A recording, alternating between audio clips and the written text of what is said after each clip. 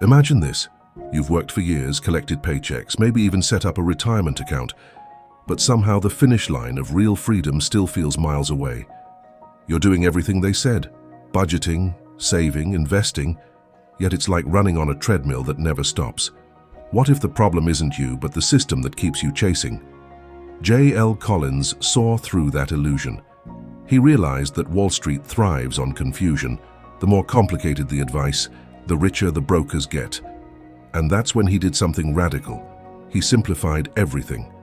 He turned wealth into a path so clear that anyone, not just finance nerds, could follow it. His book, The Simple Path to Wealth, isn't about picking the next hot stock or timing the market. It's about flipping the entire game. Spend less than you earn. Eliminate debt. Invest in low-cost index funds. Ignore the noise. Stay the course. That's it.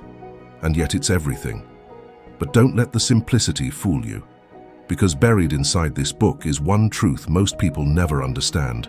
Money is not the goal. Freedom is. Here on Deep Dive, we're going to break down Collins's journey, his mistakes, his wins, and the exact steps that turn ordinary workers into financially free individuals. You'll see how every dollar you save becomes an employee that works for you 24/7. No drama, no burnout. And trust me, by the end of this series, there's a single concept waiting, the ultimate FU money mindset that changes how you see wealth forever. So stay till the end, because once you understand this one idea, you'll never see money the same way again. Wealth isn't really about numbers, it's about power, the quiet kind that lets you choose what to do with your days. J.L. Collins opens with that hard truth. Money's greatest purpose isn't consumption, it's control over time. Most people never get there because they chase income, but ignore the only variable that truly compounds: how much of that income you keep. The modern world is designed to dissolve your earnings in convenience. Subscriptions stack invisibly, algorithmic ads whisper you deserve upgrades, and every swipe feels harmless until you check the statement. Collins calls this the silent theft of freedom. His antidote is disarmingly simple: widen the gap between earning and spending, and direct the difference toward assets that quietly multiply. That gap is your personal printing press for independence. Saving, in this philosophy, isn't a punishment, it's self-respect. Each dollar unspent is an employee that works for you forever. He urges readers to start tracking every outgoing cent, not with guilt, but curiosity, asking, did this expense buy happiness or habit? Most will be shocked to learn how much they pay for stress. Once that awareness lands, behavior follows. Collins dismantles the myth that small incomes can't build wealth. It's not about size, it's about consistency. A modest salary with a 50% savings rate beats a six-figure lifestyle that swallows every raise. The math is brutal and liberating. Compound growth rewards discipline, not glamour. By saving aggressively early, you shift from working for money to having money work for you. He warns against chasing cleverness, stock picking, day trading, crypto hype, because markets punish ego. The simple path relies on one engine: low-cost index funds that mirror the whole market. When humanity progresses, your portfolio rises with it. That's not exciting, and that's the point. Wealth built slowly stays. Before investing, though, Collins insists on one safety layer: an emergency fund. 3 to 6 months of bare-bones expenses, parked where you can reach it instantly. It's not for returns, it's for sleep. That cushion prevents panic selling when markets crash or jobs vanish, protecting the compounding that does the heavy lifting later. Debt, to him, is the anti-investor. High-interest balances are compounding's evil twin, working silently against you. His advice is merciless but logical. Treat debt payoff as a fire drill. Throw every spare cent at it, and refuse new obligations until the flames are out. Freedom loves simplicity, and nothing simplifies life faster than 0 monthly payments. Once debts are gone, automation becomes the secret weapon. Automate transfers the moment income lands. Pay yourself first, then let the system starve waste. Human willpower leaks, automation doesn't. That one habit turns discipline into default behavior. Collins reframes this as engineering laziness. Make doing the right thing the path of least resistance. The philosophy scales beyond money. When you spend deliberately, you realize how few possessions actually add value. Minimalism becomes a side effect, not a slogan. The aim isn't to live cheaply, it's to live richly on less, to design a life that's inexpensive because it's intentional. Collins's readers often describe a strange calm when they finally stop optimizing everything and just automate, ignore, and wait. Markets will fall, headlines will scream, but the plan remains boringly constant. That boredom is wealth's real superpower. He reminds us that the goal isn't endless growth, but enough being the moment you no longer trade time for survival. Reaching it feels suspiciously ordinary. No fireworks, just the quiet knowledge that you own your days. By the end of these chapters, Collins has turned money into something spiritual, a practice of patience, awareness, and restraint. He's not selling ambition, he's teaching detachment. Wealth matters because it buys options, and saving matters because it's how you purchase them. Once that sinks in, the reader stops asking, "How much can I earn?" and starts asking, "How little do I need?" That shift from accumulation to autonomy is the true beginning of the simple path. Debt is a seductive liar. It whispers comfort in the language of convenience, 0% financing, reward points, instant gratification, and then quietly robs your future. J.L. Collins calls debt the inverse of freedom, a slow leak that drains both your wealth and your peace. He doesn't dress it up as a tool to be managed. He treats it like a fire, something to be extinguished before it consumes the house. The logic is brutally mathematical. Every dollar paid in interest is a dollar that will never compound for you. Credit cards, car loans, payday advances, even student debt beyond necessity, they all convert compounding from ally to enemy. Collins insists on one principle. Until debt is gone, you don't own your life. He describes money as soldiers. Debt means you've surrendered command. The goal, then, is not just to be debt-free, but to reclaim authority over your future. He teaches two strategies. The avalanche method, attack highest interest first, for efficiency, or the snowball method, smallest balance first, for motivation. The technique matters less than urgency. Each cleared balance is a psychological reboot, proof that control is possible. Once the smoke clears, you can finally see the battlefield, the one between consumer culture and true independence. That's where Collins introduces the freedom formula, his elegant alternative to the chaos of personal finance. The formula is simple. Spend less than you earn, invest the difference, avoid debt, and do it consistently for decades. No secret hacks, no miracle portfolios, just the quiet compounding of ordinary decisions repeated long enough to become extraordinary results. He compares wealth building to gardening. You don't force growth, you protect the soil. The soil is your behavior, and the weeds are emotional spending, fear, and greed. Guard the soil, and the harvest takes care of itself. The freedom formula works because it transforms time into leverage. Each month that you stay consistent, the returns layer on top of one another until the results curve upward exponentially. The challenge, he warns, isn't intellectual, it's emotional. The world constantly tempts you to compare, to upgrade, to signal success before you've built it. But wealth built quietly is the only kind that lasts. In Collins's words, debt is borrowing from your future self.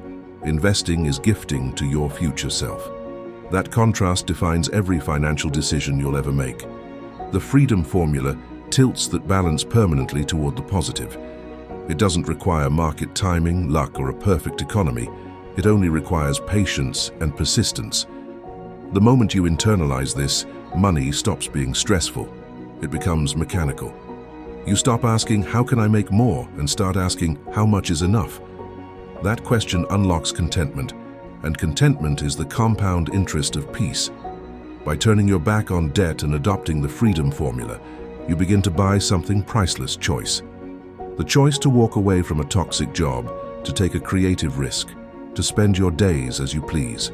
Collins doesn't want you to be rich for its own sake. He wants you to be free. And freedom, he insists, is the only definition of wealth that matters. The market doesn't care about your opinions. It doesn't care about politics, forecasts, or feelings. That's J.L. Collins's blunt reminder. The stock market is a reflection of human progress, not personal prediction. Across wars, recessions, elections, and pandemics, one pattern holds. The market always rises over time because productivity, innovation, and population keep expanding. But the journey is jagged. There are crashes, bear markets, panic headlines screaming, "This time is different." Yet every end of capitalism moment in history eventually faded into another all-time high. Collins argues that the single biggest threat to wealth isn't the next crash. It's your reaction to it. Fear makes people sell low.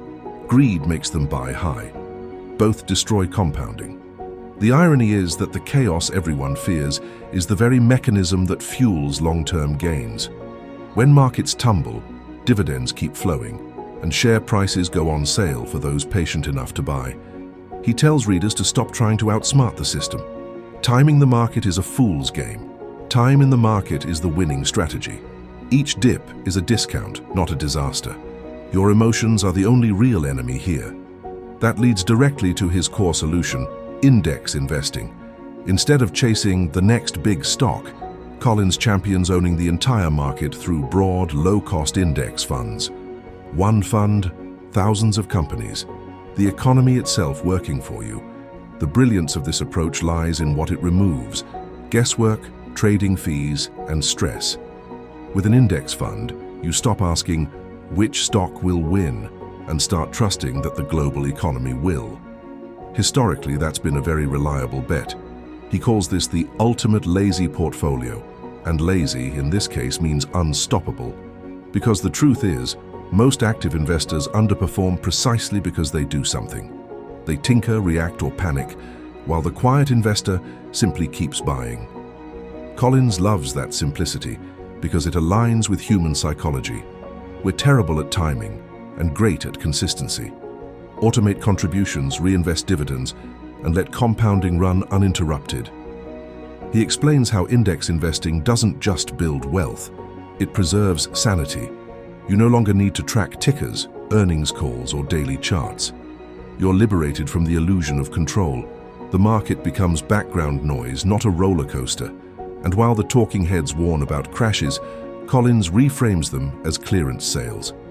Every correction is an opportunity disguised as fear.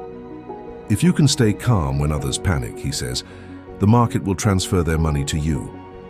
That mindset, stoic, detached, long-term, is what separates investors from speculators. It's not about predicting storms, it's about owning an umbrella that lasts decades. Index investing also democratizes wealth. You don't need insider access, a finance degree, or complex models. Anyone can buy into the system that billionaires use, because it's the same market. Collins emphasizes low fees as the silent performance killer. A 1% annual fee may sound small, but over 30 years, it can consume almost half your gains. So he insists, choose funds with near zero expense ratios, hold them for life and ignore the noise. Vanguard, Fidelity, Schwab, it doesn't matter which brand, as long as it's diversified and dirt cheap. The boring option is the best option. He distills the entire philosophy into a single mental image. Imagine planting an oak tree. Each contribution is a seed. Market volatility is the weather, sometimes harsh, sometimes calm. But the only way to grow a forest is to keep planting and never uproot. Over decades, that forest becomes shade, security, and legacy. People who panic sell in storms never get to see what could have grown.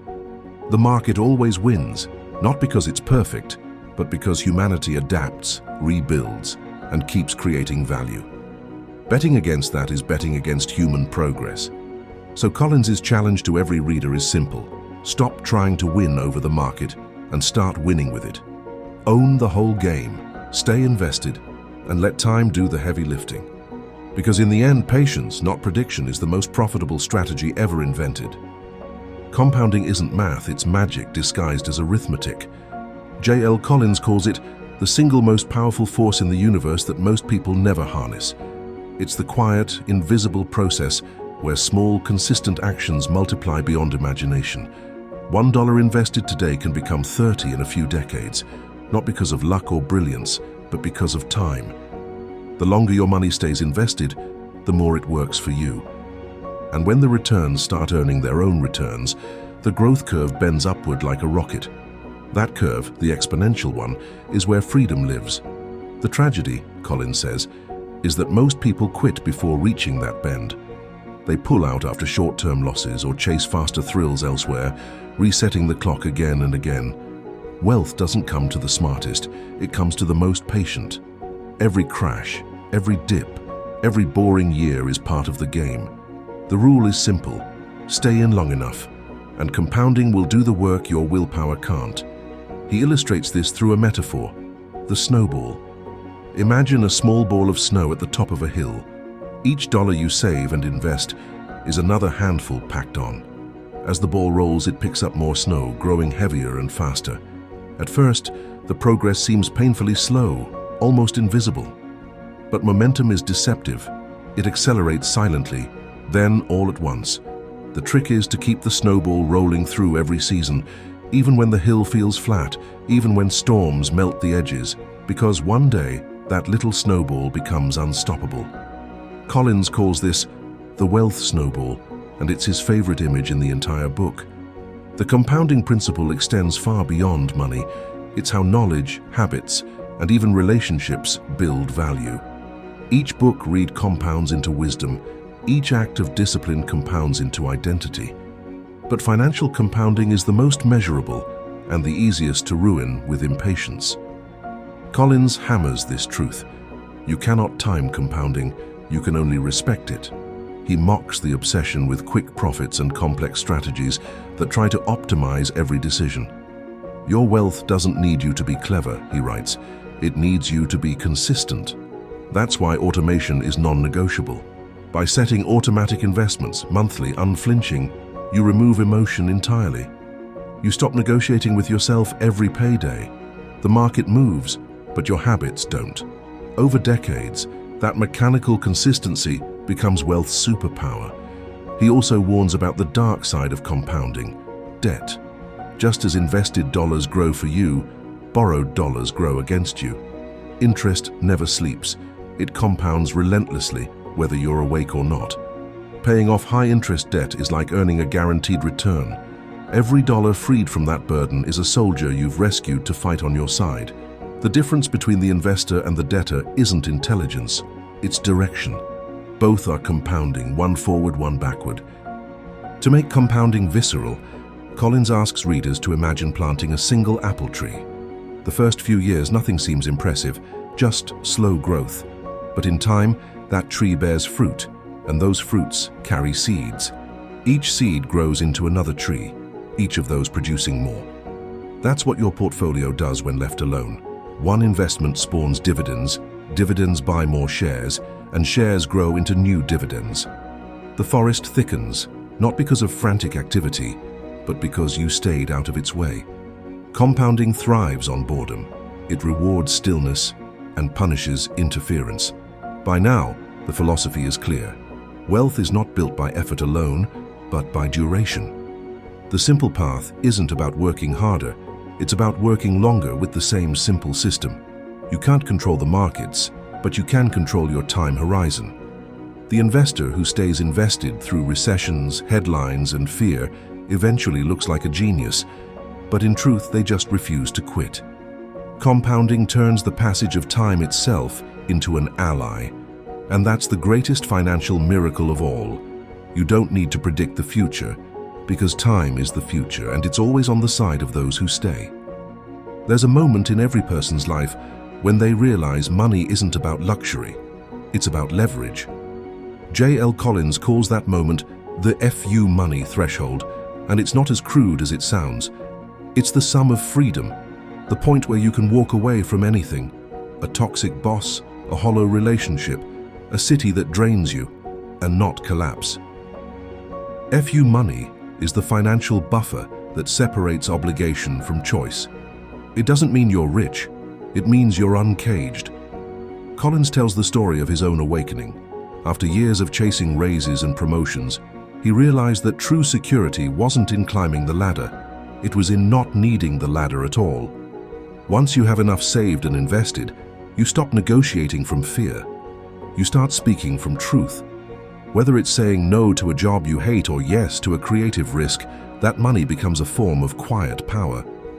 But here's the twist. Collins warns that most people never reach that point because they confuse lifestyle upgrades with progress. They buy bigger houses, newer cars, flashier tech, believing they're moving forward while actually chaining themselves to higher expenses. Each new bill eats into their freedom fund. The antidote, he says, is simplicity. The fewer moving parts your financial life has, the stronger it becomes. Complexity is the enemy of freedom because it creates noise, anxiety, and dependence. Collins compares money management to sailing. Every new gadget and adjustment makes the ship harder to steer. True mastery comes from minimalism. A low-cost index fund, a simple budget, and automatic investments. That's the entire map. Once you strip away the financial clutter, what's left is clarity, and clarity feels like peace.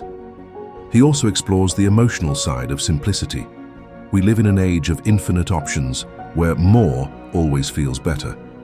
But every extra decision costs mental energy. By automating your finances, by defining enough, you reclaim that energy for life itself. Collins believes the ultimate goal isn't wealth accumulation. It's the absence of financial noise in your head. When you stop thinking about money every hour, you start thinking about meaning. That shift is the real dividend. The simple path to wealth isn't just a financial roadmap. It's a philosophy of detachment. You buy freedom, not stuff. You pursue autonomy, not applause. He breaks it down to a rule so simple, it feels like rebellion. Earn more than you spend, invest the surplus, and stop worrying. Let the system run quietly in the background while you live. The compounding takes care of itself, and somewhere down the line, you'll wake up one morning and realize you don't owe anyone an explanation. You don't need to beg for permission. That's if you money, not arrogance, independence. It's the quiet confidence of knowing that your time is truly yours. Simplicity reinforces that power.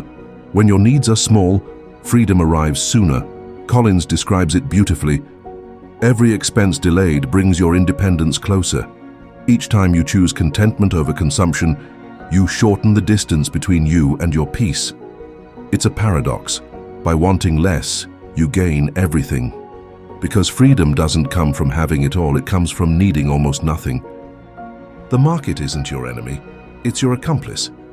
That's Collins's bold declaration in The Simple Path to Wealth. He flips the popular narrative of the system is rigged and says, yes it is, but in your favor if you play the right game. The average investor loses because they play short-term casino games, trading on emotion and noise. But the long-term investor, they quietly win because the system of capitalism itself is built to reward ownership. Every product bought, every service used, every ad viewed, all of it funnels profit upward to shareholders. When you own index funds, you own everything. The CEOs, the tech, the oil, the toothpaste. It's all yours in a fractional way. Collins calls this owning the world's productivity. The trick is to realize you don't have to outsmart the system. You just have to stop fighting it. Let the businesses of the world work for you while you go live your life. The dividends and compounding will do their job, just as they've done for every generation before. But then he adds a chilling warning. Every few years, the world loses its mind. The market crashes, panic floods the news, and everyone suddenly becomes a prophet of doom. He recounts 2008, 2000, 1987, even the Great Depression, moments when fear felt permanent. And yet, every single one was followed by recovery and new all-time highs. The difference between those who prospered and those who perished wasn't knowledge, it was temperament. The real skill, Collins insists, is the ability to stay the course when it feels impossible. The market's job is to test your patience, he writes. Your job is to pass the test. During every downturn, your emotions will beg you to sell, to flee, to do something. But the greatest investors in history did nothing. They held, bought more, or simply ignored the noise. He compares market crashes to forest fires, devastating in the moment, essential for long-term renewal. They burn away speculation, and reset valuations, allowing healthy growth to return stronger. If you panic and sell during the fire, you lock in the loss. If you stay put, you own the recovery. Collins reminds readers that while markets are volatile, human innovation isn't. It always rebuilds, reinvents, and rebounds. That's why he calls the market human optimism on a chart. The dips are the price you pay for the long-term miracle of compounding. You can't have one without the other. Staying the course, however, isn't passive. It's intentional stillness. It's deciding to automate your investments, ignore the headlines, and trust the math. Collins uses humor to drive it home. When the market crashes, go for a walk, hug your dog, bake bread. Just don't look at your portfolio. Because every crash eventually becomes a buying opportunity in hindsight. Every panic headline becomes a punchline a decade later. To strengthen emotional endurance, he urges investors to zoom out. Look at a 100-year chart of the stock market. It's a jagged line trending forever upward. Every red dip eventually disappears under the weight of growth. That's not magic. It's capitalism, compounded by human creativity. As long as people keep working, innovating, and producing, the market will rise. Betting against it is betting against progress itself. Collins's advice sounds radical in a world obsessed with control. Do nothing. But that nothing is what builds everything.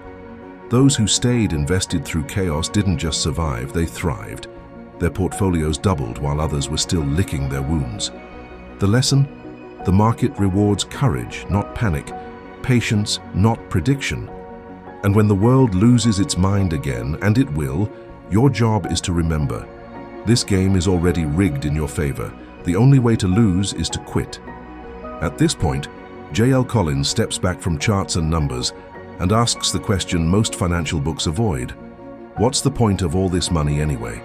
Because if the goal is just a bigger number, you'll never stop chasing. Your money and your life, he says, is about alignment. Making sure your money serves you, not the other way around. Most people live inverted lives. They trade their best years for a paycheck, fill their calendars with stress, and call it ambition. Collins flips that equation.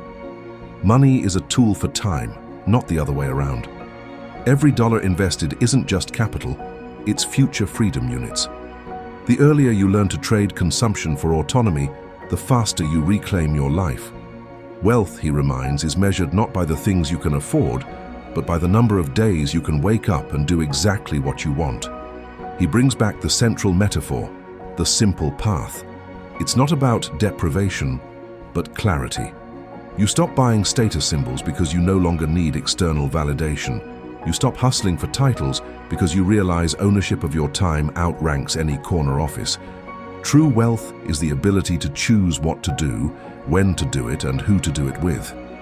Everything else is noise.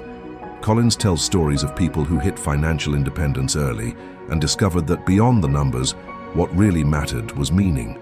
Volunteering, building, exploring, connecting. They stopped working for money and started working for purpose. That's the real dividend, the emotional compound interest of a simple life. He contrasts this mindset with the busy poor.